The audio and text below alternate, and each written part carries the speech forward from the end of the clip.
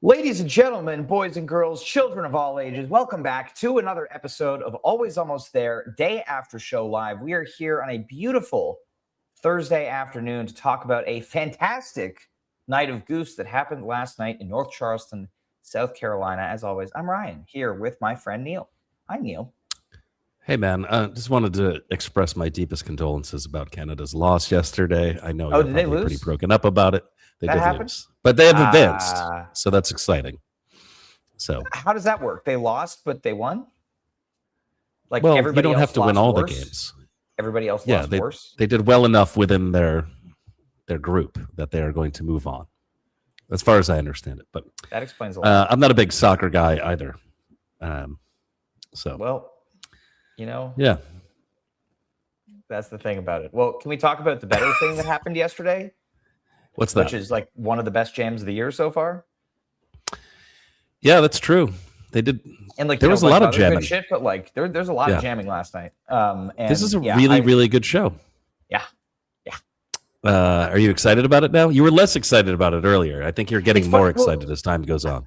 honestly, I wasn't super high on the first set last night as it was happening, and then on re-listen this morning, I was like, oh, this is actually a pretty good set.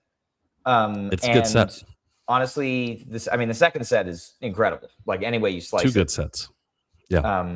But yeah, no, this is it's good stuff. Bodes well for the weekend. But I think we should just dive right in. You know, we kind of talked about the venue a little bit yesterday.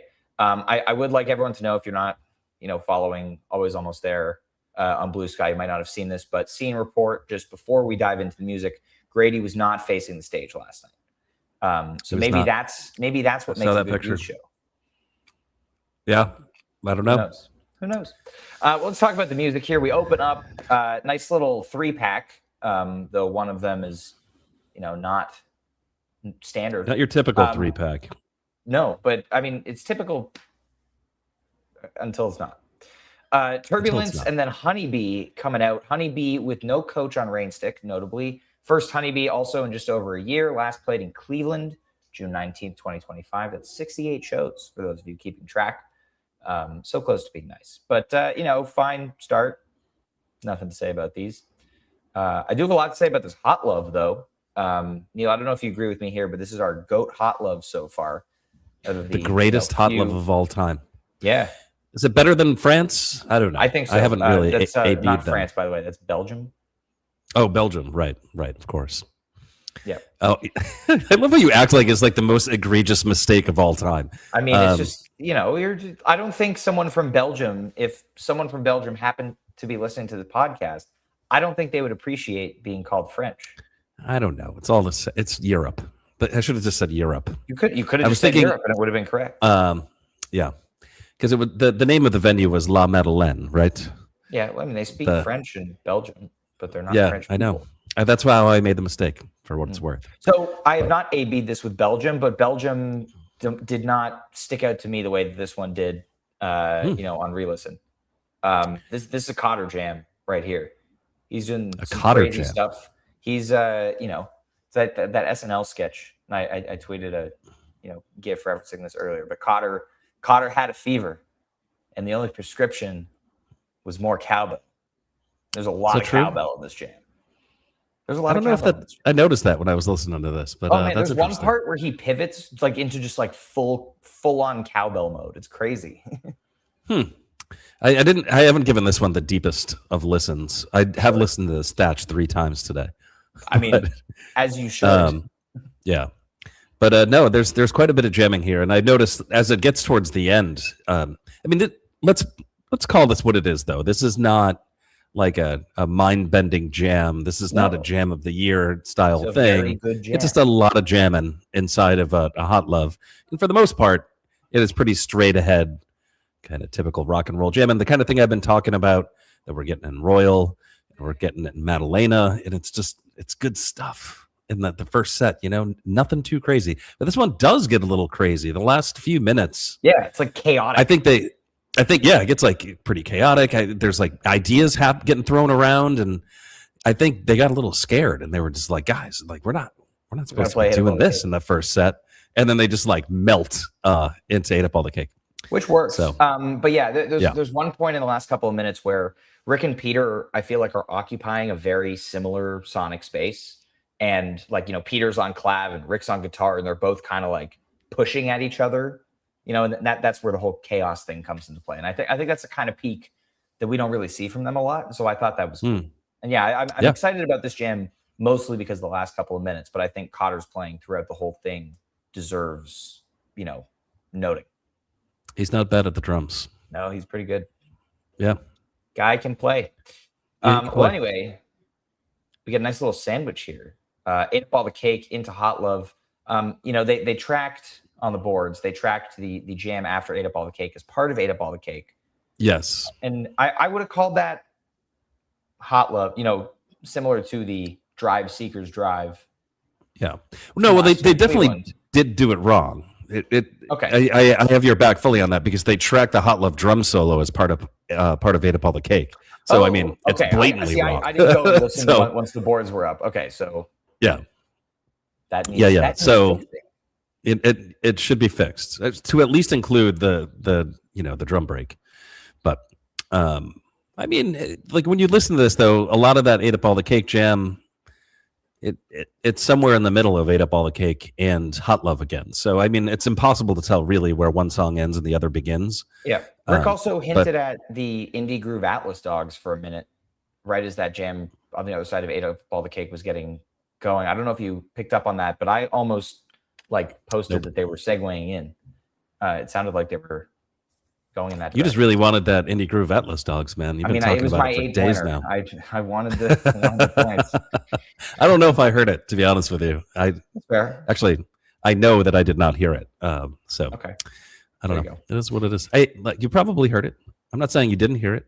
I didn't hear it. That's fair. I hear a lot of things. You hear a lot of things. Yeah. May or may not have been heard some things in the show, you know, later on. Oh, speaking of hearing things inside of the jams, this Echo of a Rose.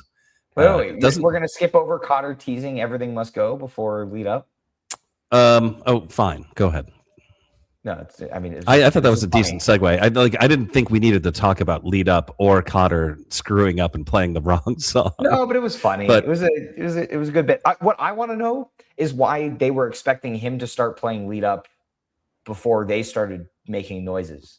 It's like lead up doesn't start with just drums. Well, and also when they did finally play Everything Must Go, it did not start with just drums. There was kind of like a lead in. There was a little bit of a like a synth wash in the beginning. Yeah. Right. So they hung Cotter out to dry there is what we're learning. I don't know. Yeah, I don't know what was going on there. But I don't think they knew what was going on. But hey, Neil, you didn't tell me Goose was at your house right now. Goose? No, your dog just walked right behind you. Oh, Goose the dog. Yeah, he's back there. Goose the dog. He's pacing around nervously while the birds. Official dog of the pod, Goose the dog. There are actually two official Goose the dogs who are the official dogs of Always Almost There. Yeah. Got them at exactly the same time in 2020. Jive and I. And also shout out to Although I think I got mine a month earlier than him. What? Shout out to Hungersight the dog also. Philly Hungersight. Philly Hungersight the dog. Yeah. Anyway, so Echo of a Rose. So yeah, nothing too crazy here. A little kind of short echo, but at the end, it's ripping. This is really good stuff. The MSG version, I thought.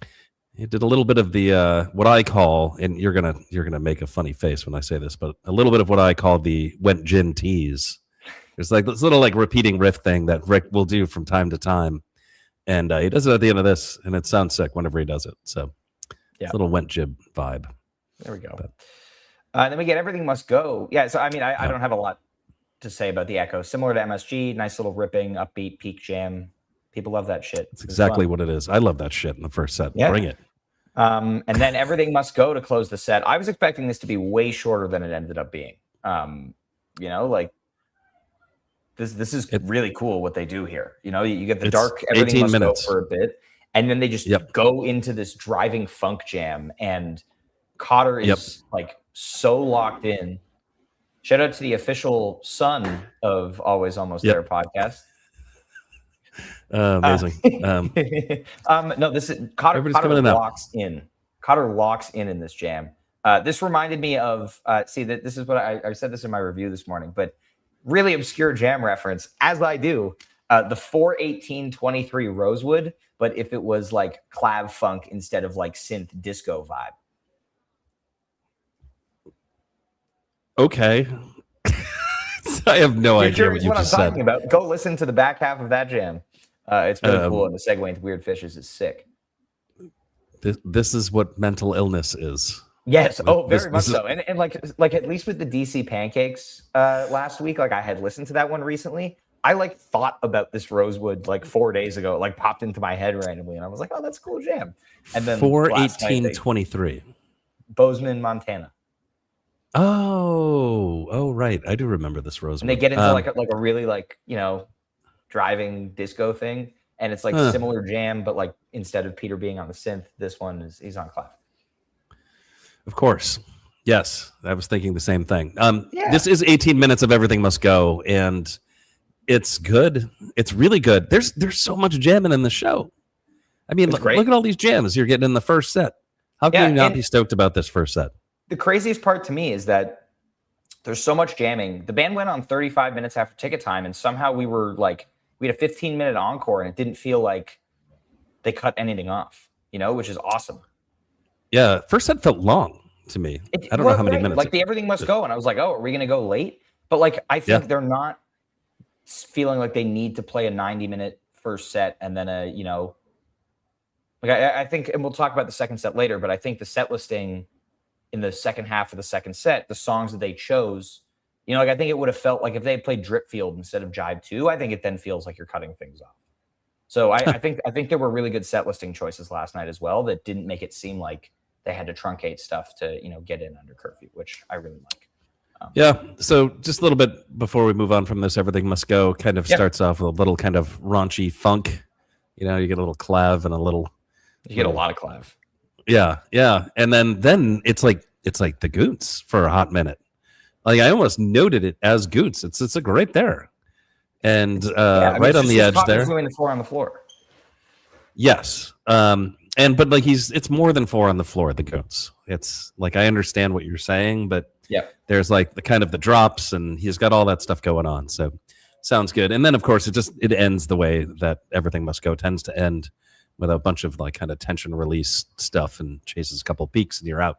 But it's still good. Cotter kept the 4 on the floor going through the whole ending too, which was interesting. It's good. It's a pretty decent version of Everything Must Go. So good stuff happening in the show. Yes. So you want to talk about the thing? Do you want to talk about the really good stuff that happened in this show? Yeah, that's what I'm talking about. So Thatch. Yes. This is one of the greatest jams of 2026 so far. I hastily ranked it. Oh wait, can we hit it? Can you hit me up with it, please, Neil? No, I'm not doing it. I don't do it on command. I only do it when I feel it, man. Is it because your children are in the room and they'll make fun of you? My kids are not in the room. They're long gone. Okay. They're way on the other side of the house. Okay. Well, they don't want to be anywhere near this thing. So. I currently, I just posted my playlist a little while ago, but I currently have this. Did I put this 3 or 4 on my list? That sounds right. Hang on. I put this number 3 on my list behind the Amsterdam Redbird and the Kung Fu Fighting. This a little hasty. It's definitely a little hasty. It may drop, but right now it's number 3. This jam fucking rules. It's good. If you like the multi-part jams, this is it. Good. So I really like the way that it. So in the first part, you get like Rick starts doing the digital sauce thing. Peter's on a synth patch, and Peter starts doing like a kind of like tense chord, like very subtle, while Rick is just kind of like being all atmospheric in the sauce. And then Rick puts on like an octave down, like with the sauce, which is just filthy. It's filthy. Yes. The octave down sauce is the good stuff. Yeah. But not like there's like the octave down sauce, like the heavy sauce that he uses, and then there's this, which is a totally different effect. Oh, I'm surprised you don't mention the synth at the start of this, like the sauce in the beginning. Peter's doing something really interesting. It's like he's doing this like stabby synth thing. Yeah, and it's like he's using the patch that's like the Big Modern album sound. That's the patches using here. I just like the way he's playing it. I'm not talking about like the Sure. patch itself, because he's kind of got this like it's just like little like, and it's not really holding anything. It's just like a brief stab, and he's just kind of throwing it in there here and there, Very percussive. and it creates a vibe right away that I think is awesome, and I think that's where all the cool stuff begins, is actually right there. And of course, yes, the dark churn with the the octave sauce. I mean, that is good stuff. And then it drops into that kind of chill, slightly less dark space. Not major necessarily, but like it still has a little bit of that minor vibe to it. And then, of course, you end it with soaring Rick guitar solos, because why not? Oh, yeah.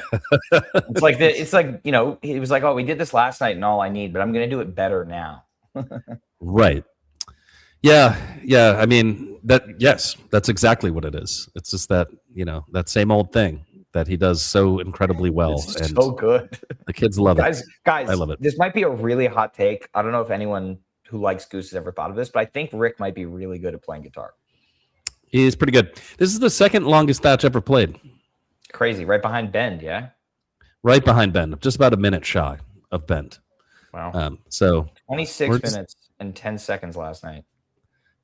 That's a lot of Thatch. And it's a lot of Thatch, especially because it's unfinished.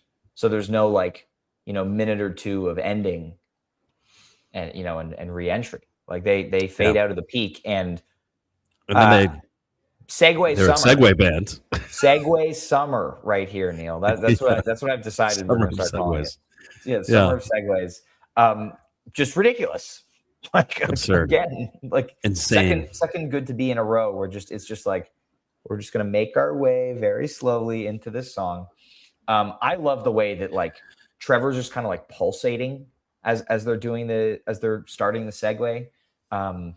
It's so good. Trevor's bass playing in the second set on point. Very, very good stuff all the way through. I just have a note like for every song, like Trevor. It's kind of nuts how that happened and worked itself out. But yeah, the Good to Be is good. You get kind of that sparse jamming thing that they like to do in Good to Be, and then they do that like Bliss Bomb on the way out. Yeah. Which they love to do, and then more soaring Rick guitar solos. Crazy. Which they also love to do. One other thing about this Good to Be, Neil, I don't know if you heard a nostalgic for Goose synth tone that you haven't heard in a couple of years. But last night, to the surprise of everyone, especially me, the OB6 was taken out of the rig and replaced with Peter's old faithful Nord Lead A1, which is not. Yeah, everybody was talking about that. 9124. Hey, I posted about it. But this was big news for me because as we know, like people know now, the OB6 has been a pretty integral part of the rig for the past 2 years. And it's called the synth. Okay, well, he has a couple of those. But anyway, this is interesting to see this come back. I'm excited to see how he uses it, with the band's new sound, with the sequencers, whatever. We heard it in with the Goose. Yep. It's got different tones than the OB6. It can do different stuff. But I'm looking forward to seeing what Peter makes happen with this guy. But he's using it in the Good to Be here for a little bit of like very clean lead work, which is something that he used to do on that back in the day. Are you sure it's not just like? Do you think this is a whole rig change, or do you think maybe the other synth broke and they're just filling it in with another one? I think it's a rig change, but we don't have any confirmation of this. Do we? Correct. I don't know. Do we? No, I mean, I don't know. It seems like it is. From what I know, it seems like it's a rig change. But we'll see. We'll see tomorrow, and we'll see how the tour goes on. But it's unusual to do that in the middle of a tour. But although Peter loves to do that, so new equipment shows up mid-tour all the time. So remember the time that he changed his whole rig for a sound check and then changed it all back before the show started. My goodness, insanity. Yeah. Hey. They played the way it is. They did, and this is the best way it is since Eau Claire, I'm pretty sure. It's the third longest version ever. Really? It is. After Eau Claire, of course, is number one, and then number two is New Orleans. Yeah. Yeah. So, yeah, I mean, this is great. I really hope that this means the way it is going to be a jam vehicle again, because I miss those days. Yeah. and I would like to see it happen more. And this one is sick. You get more of that really dark good. churn, a little bit of thrashier version of it here. This is great. When they hit that minor chord in the middle, I was like, whoa, we're doing a thing. Very happy about this. A lot of jamming in this show, as we've said. Yeah, Trevor way up on the fretboard for a good chunk of this one too. Yeah. So like living in that fiddle-ish, like, high end Very zone. melodic. Yeah. Very melodic bass playing in this one, and yeah, it's good stuff. It's kind of a straightforward rocker. I don't know, dark churn, sure. It's nothing good. truly crazy, but like I just you're hope getting this it is jammed like out the way it is. That's exciting. I'm just hoping that this is an indication that they're going to be jamming this. Yeah. That'd be great. Let's get another. Sure. Let's get another high seed the way it is for the bracket. Been a while. I'm here for it. Yeah. And then we get Jive 2 to close out the second set. I love this. This is awesome. Yeah. This is great placement for this song. Sure. I mean, I have no complaints. First time it's about ever this. been in that slot. I was wondering, actually. I didn't look that up, and I should have. Like, was this the first ever Jive 2 set 2 closer? Luckily, I looked it up. Good for you. But yeah, this is a it's Jive 2. It's great. And it closed the set well. You get a little bit of a drone in the encore break, and I kind of figured, that we were like the Jive lead was going to be the encore. I liked that they're like, it may not be the second set anymore, but we're still pairing these songs up. And Jive Goose. Is it Goons? That's what my notes say. Absolutely Goons. It's like, is this Goons? Is it really though? Yeah. What's not Goons about this? Well, it's a You Spin Me jam throughout. Oh, I don't consider You Spin Me. Well, no, they jam out like on a theme all the time, man. It doesn't get noted as a tease just because it's a theme. MSG. What? They did the same thing during Slow Ready at MSG, the You Spin Me-esque. Yeah, they do this kind of thing all the time. In London, they did like 4 different songs inside a tumble. But I don't think it qualifies a tease as a tease. But no, this is dope. This is cool. This is great. Great on. And I don't know if it's necessarily the Goons. I don't know. I think it is. We'll have to have an internal debate about that. His other synthesizer, Neil, the Roland Juno 60, gets utilized in this one. Great chordal work from Peter there. More of that, like, kind of the snappy, very punchy synth chords that you were talking about earlier. But they show up here on a different instrument. But I like this. I like this as a closer. And I like that we had 14 minutes of Jive lead to let this breathe. Yeah. So when I think about the best shows of the year, the thing that I like to think about, because I released my top 8 shows of the year today, if you want to go look at my Blue Sky. You'll put it on Instagram. When I think you should put it on Instagram. I should put it on Instagram. I have not yet. Been very, very busy here at the beach. Important stuff to be doing. So when I think about the best shows of the year, I think about, does it have good covers in this show? Does it have really bad songs in the show? Which this one, there's one. The Honeybee, not so great. Although now Honeybee is a rarity, so that goes in there as a once a year song, right? Well, last time it was a once a year song, they played it again a week later, and then not for a year. But my point is, gets played pretty rarely now, so I think that actually elevates the show a little bit. So if you're not a Honeybee fan, I think if you've been listening to Goose since 2020, hold on, let me go through the thing here. I got things I want to say. Don't interrupt. So, if you've been listening to Goose since 2020, of course, I think you've had your fill of honeybees. But if you just got in, I don't think you're sick of honeybees in the way that you and I are. So let's not poo-poo honeybee. Stop interrupting me. I got to finish the thing. Okay. So I might promises. So that's what I think about. I think about the quality of the covers that are in the show. 2 of Goose's best covers, in my opinion, Ate Up All the Cake, and of course, The Way It Is. And then where are the jams? Are there good jams throughout the show? Well, there's 2 excellent first set jams, in my opinion, maybe even 3, depending on your math. And then, of course, the second set has an all-timer jam. I think it's one of the best Thatches ever. Yeah. And then you get a pretty good to be. They're all good, but this one feels like a cut above the rest of the good to be's. and then some jams, some more jams, and then the encore. That's the other thing that I was getting at. So I think that's what sets apart good shows for like the really good shows. So if they had closed or encored with "Don't Do It" here, I feel very differently about this show than I do about the 15-minute Jively encore. There, now you can go. What do you have to say about that? I'm on board with all of that. I agree. So my point is, this is one of the better shows of the year, and I should have put it in my rankings today that I released, but I didn't, not yet. But I'm going to slot it. This is one of the best shows of the year, I think. Great. If you look at it like, and you think about like all of the elements of what makes a good show, these are the things that I think about, and it's got all of them. So, Amazing. Yeah.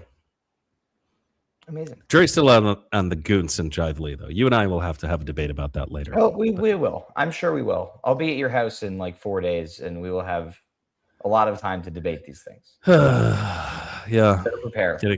Mentally preparing for that. Yep. It's going to be great. Come to Boston. Get to see Ryan Storm in Boston. It's going to be... You get to see Neil in Boston. You can see Clam me at any tweets. stop on this tour. Yeah, it's true. Seeing you is a lot more exciting. Yep. Big things coming. We've got 2 shows in Raleigh. We've got Merriweather Post Pavilion, which Goose should play an amazing show there. I just feel like that place is a vibe. We get 2 nights in Boston, of course, the 2 greatest shows of the year. And then we close it out with 2 shows at SPAC with the Disco Biscuits and Low, which I'm like... Don't forget about Homedale. Oh, yeah. I'm not going to that show. But you are. So have fun at that show. Yeah. I can't wait to see you like on the first day of SPAC. You're going to be so tired. No, I'm not. And I'll laugh at you. You're going to be exhausted. I bet you're still going to be recovering from the Boston shows, and I'm going to be full of energy and ready to go at SPAC, and you're going to say something like you're going to swear at me a little bit. Yeah, no, I'm still recovering from the shows the other day. Exactly, to be honest with you, still like randomly falling asleep in places. It's not That's the age gap, guys. Yeah, I'm an old man. All right. I can't party like I used to. 25 on tour enough. Yeah. Touring that brings us to the close of this episode of Always Almost There Day After Show Live. Tomorrow we resume in Raleigh, so we will see you guys on Saturday for our Raleigh Night 1 recap. It's going to be a fun weekend as we head into the final week plus of tour. It's been a great tour, and we've still got 8 shows left. So let's go. 8? My goodness. 8 shows. Oh, yeah. Well, everybody, enjoy the rest of your Thursday, and we'll see you out there. Thank you for tuning in to this episode of Always Almost There Day After Show Live. We will see you next time. Peace. Adios.